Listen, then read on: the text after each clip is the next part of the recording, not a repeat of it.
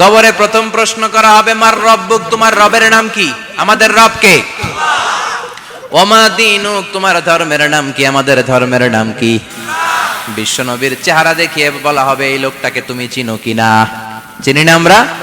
চাঁদের চেয়ে সুন্দর তুমি, নবী আমার কমলিহি ওয়ালা, দু জাহানের বাদশাহ তুমি, প্যারা নবী সাল্লাল্লাহু আলা, দু জাহানের বাদশাহ তুমি, প্যারা নবী সাল্লাল্লাহু আলা, চাঁদের চেয়ে সুন্দর তুমি, নবী আমার কমলিহি ওয়ালা। সুবহানাল্লাহ পড়ে।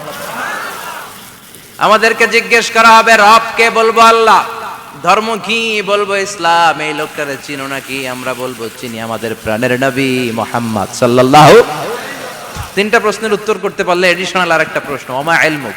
এই তিনটা প্রশ্নের উত্তর জানলা কেমনে? নকল করছো নাকি? বাংলাদেশে নকল আছে না নাই? কোথায় নকল করে?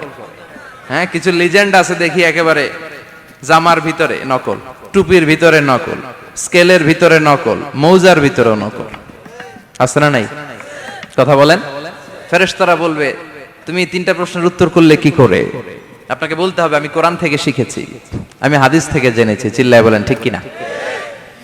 তখন